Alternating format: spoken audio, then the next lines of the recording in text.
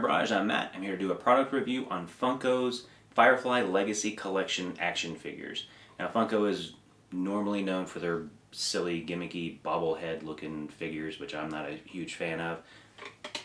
Don't look on the shelf. So it's nice to see more realistic figures, them doing that kind of line. More like McFarlane and those kinds of lines of toys. The suggested retail value is $19.99. I've seen them much higher than that. Don't buy them. I got these from ThinkGeek for $9.99 on sale, $9.99 each, which I think is a good price for a background accessory, but not a showcase feature like McFarlane's Rick Grimes. So let's start with quality of paint. Overall, I give them a 2. For example, Malcolm, his coat is really bad as far as streaking, and you can still see the lacquer finish on the paint, and that is all 3 models. But it's most prevalent on his coat. Also, there's globs of paint that just kind of stayed on his shirt. It looks pretty bad. The pants on Mal and Zoe look like they poured coffee on them and they just didn't clean it up. And as far as Jane, he has inconsistencies in the paint weathering on his pants. I will say the faces are painted pretty well, so I won't give him a lot of crap on that because the shading is pretty decent. The lip colors are different and well done. Next we'll go into quality of product in general. I also give that a 2.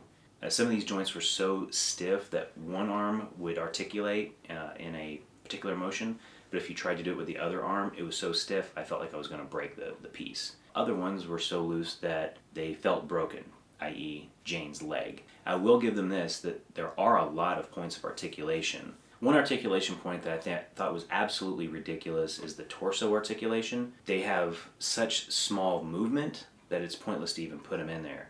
And it actually kills the physique on Mal especially because it gives him kind of a potbelly look and it's not attractive. On the face moldings, I'm a little bit torn. Mal's probably the worst one out of the 3. He still has flashing on his chin and his nose has a defect on the tip where it just looks smashed. Zoe's okay. Her lips are a little bit off. Her eyes aren't as bold and bright, but it is a 3D printed piece. Jane looks the best out of all 3, and in certain angles, it looks just like Adam Baldwin. We'll move on to accessories, and I'll actually give them a 3.5 on accessories because most of the weapons do have a good mold to them and coloring. Mal's Frontier B has some rough spots on it, but as far as the little details like the magazine and stuff like that, they actually did a really good job, and the moldings on the side of the gun. It is a gold color, which it should be more of a brushed brass finish. I won't nitpick on that too much because when it's sat back as a display piece, it does stand out a little bit more. The rifle looks really cool, but they weathered the stock and they didn't weather the front end, and it's just shoddy work. I mean, they just didn't do it. The metal on the rifle is okay. It's got weathering and wear marks on it, so that looks good. With Gina, her lever action rifle is okay. I left it in the holster because it will not fit in her hand very well. The pistol itself is not great, and it's kind of rough, and the paint's just kind of there. Jane has the best accessories. Vera looks great, tons of color, very specific paint job, and they did a really good job of painting each one of those little components. His LeMat modified pistol looks really good too. You can see all those little details. I was actually really impressed with this pistol. All the pistols and the lever action fit in the holsters really well as the knife on Jane fits in perfectly. However, with all 3 characters, there's no tie down for the holster. So I'll start with Mal. There's no tie down for his holster. Zoe has a molded in strap, but the holster sits away from it, so it looks like she's just wearing a band around her leg. Jane has the same thing with his drop leg holster for his LeMat.